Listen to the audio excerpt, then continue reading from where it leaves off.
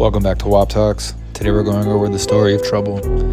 He was born November 4th, 1987 in Atlanta, Georgia, and had been releasing music since as far back as 2011 with his debut mixtape December 17th. He was affiliated with DTE, which was founded by Big Bank Black and Alley Boy, and he was also closely known to work with artists such as Young Thug, YFN Lucci, Jeezy, Bankroll Fresh, The Migos, Drake, Young Dolph, and even The Weeknd. Trouble was known to be a genuine person who never faked things or tried to chase radio hits.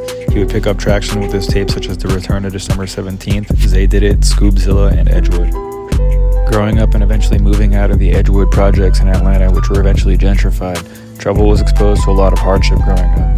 This didn't stop him from maintaining a generally high sense of humor and always finding a reason to laugh or entertain the people around him. He didn't like doing interviews very much at the beginning of his career and only did a handful toward the end after he released his studio album Edgewood. Looking back on these videos, you see an insane level of growth in a short amount of time. This would boil down from everything from Trouble's music to the way that he speaks, including his artistic direction with his music videos. He was even featured back on that noisy documentary Going Through Atlanta that you can barely find on YouTube now. The shoulder went up a little here, that's right. The real one now. It's just a house. It's a house. Yeah, it's just a house, just a nice house. We fuck with a lot of people, you know, people come through, fuck with us. Some stay longer than others. I mean, How long? you know, some may in and out. We keep the mafia though when it's time, right? How do you mean? Different situation. Call for different measure. Trying to make so many motherfucking meals, I'm gonna put my hood in the booth. I'm put the whole hood in there, you know what I mean? I ain't go with a lot of deals, cause I ain't feel like they were right for me and all my niggas. Like for what I can do, what I need to do for all my round, you feel me? So you can't just be, I gotta have this today. I need this 1 million. Why I ain't signed for that 2 million?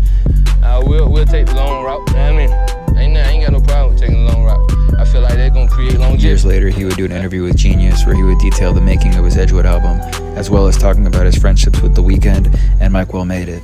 Mike Will Made It would eventually blow up his phone so many times that Trouble considered blocking him for a while he thought about quitting rap. But Mike Will's consistency and persistency in hitting him up convinced Trouble to eventually come to the studio where they laid down 5 tracks in the first night. He drinking yet like I'm drinking yet. We back here perked up and shit, you feel me? I like, fuck this nigga, he just a good ass singer, you know what I'm saying? But he regular dude, I can fuck with him. And Mike been rocking for years, you know what I'm saying? Like, on the cordial level and been buddy, like, you know what I'm saying? Like, he ain't never had to be none of that best of buddy ass shit where he up on my ass chasing me or me up on the other chasing him about no nothing. But besides us being partner, he always done believed him, and it was before him and nigga like Future them end up going to the top of the game about shit, you know what I'm saying? Cause during them same points, I was around.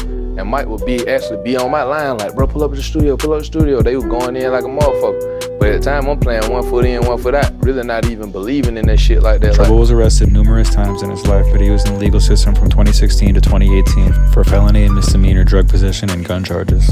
Motherfucker, I felt like it really wasn't nowhere else I needed to be for real, like, cause I was just able to pay attention to a lot of different things, like, and get a lot of shit away from around me that wasn't no good or whatnot. So it really was a learning experience for me. So that's why when I came home, I got rid of a lot of shit and just took a lot of the more different shit serious, like with the music and all. Man, fuck that shit, and you just reach so much, you just end up running across so much gay ass shit that got to do with the goddamn gay. Again, not in the literal sense of being gay, but just fugazi and shit. You know what I'm saying? That I didn't really want to deal with at the time, that I didn't even know how to.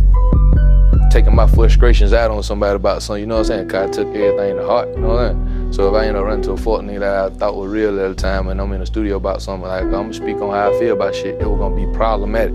Everybody, say for instance, like you kicking with all the homies and shit, everybody just joking and shit. It one of them smile that you might not pay no attention to that really was goddamn a gritty smile, like, you know what I'm saying? Like really on some salty ass shit, just cause they really envying your position. Or so when Mike actually called me at all them time, like, bro, come to the studio, I be, well, fuck that shit. I actually blocked him at one point in time, like, bro, stop calling him, cause he goddamn calling so goddamn much, talking about some studio, bro, fuck out of there, you feel me? But then him actually staying down on his ground, cause he always been that same ambitious. I always done told him from the gate, like, he gonna be in everybody face, like, fuck that, he at it, you feel me? So I can respect that on his game, but it was just like for me, shit, I was at a whole nother one though, like, it's the same thing, but I ain't at the rap at the time. So then I ever jumped on that line, like, why y'all just went #1? I need one of them. Feel me? It was never not one time I called that phone about it like that. So he just get to telling me like for how he believe in me, how he fuck with me, which he always has done, you feel me? Like, bro, fuck that, you got locked down, bro. Like, come on out here, I'm at the studio. Knowing in my head out gate, I bet you did the same far-ass studio. He like, where you at, bro? He like, shit, I'm in Treeside, dad here. You hear me, go to 30-minute drive shit. But that when I was like, all right, fuck it, we chopped it for a minute. I ended up just being like, fuck it, drove out that motherfucker. Ended up chopping it up about an hour out there at the studio, jumped out my box, he started playing beats. Well, you know what, I do about 5 songs that same night. And he was like, well, that's the shit I'm talking about right there. Like, you feel me? Like, we need to go all the way there with it. I think already out gate, like, they know I'm gonna stand on what I believe in, so they don't even be approaching me with none of that fool shit, for real, for real. Like, we need to do it this way, or trying to change my man, nothing about nothing, trying to manipulate me to. And it could end up, what you talking about could end up being a #1 record, like.